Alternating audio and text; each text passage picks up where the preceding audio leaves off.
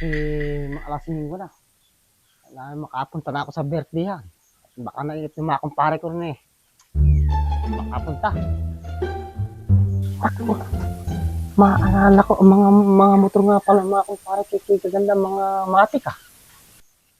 Hihiramin ko sa kumpare kong bagong biling Aerox para kung makasabi sa mga kumpare ko ng konti. Yan muna. Andiyan sana yung motor. Pare! Oy, pare, ano ba ang balita? Papunta, may sadya ako sa'yo eh. Ano ba yaw? Hiram ko sana yung bagong mong Aerox. Yung bagong bili kong motor? Oo, yung motor ng Aerox sa bagong bili. Di ba parang may motor ka? Ba't hihiramin pa yung motor ko? Sana pupunta ako sa birthday-han. Oh, Naalala ko yung aking motor. Medyo, ano na eh. luma na. Luma na, medyo patakbuhin na ba? Baka ako itiri ako sa dahil mga kumpare ko pa naman doon mga magaganda motor, mga matik.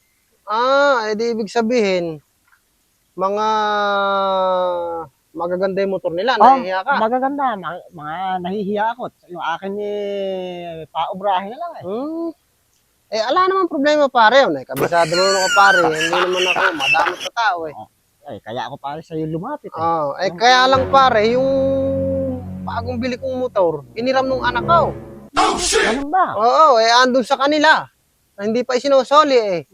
Pinakamaganda daanan mo na lang daw. Puntahan mo na lang. Pupunta ko na lang sa kanila. Oo, doon sa bahay niya. Saan ba yung bahay nila ngayon? Abay, lumipat na sila pare. Kalilipat lang 1 linggo na nakakaraan kasi nagpagawa sila ng bagong bahay at yung dating bahay nila ay luma na. Oo. Andon, medyo malayo-layo. Pero madali lamang makita. Makita? Oo, ituturo ko lang sa'yo. Diba pare, din sa may pagtawid mo ng sapa, may kaprasong semento roon. May tindahan doon sa gawing kanan. Oo. Ando na ba pare yun? Hindi pa rin pare. Saan kayo rin? Lalakad ka pa roon. Merong bibilang ka ng 4 na poste ng Meralco. May kanto roon. Oo. May tindahan uli roon. Oo. Doon na? Hindi pa rin pare. Saan pare? Di ba Di ba may... pag nilagpasan mo yung Nilagpasan ko yun, kanto na yun. May waiting shed sa gawi-gawi roon. May waiting shed sa may gawi-gawi roon. Laging tinatambayan yun eh. Yun. Nadadaan ng pahingahan doon. Doon na ba? Doon na ba? Hindi pa rin pare. Saan pa? Lalagpasan mo pa yun.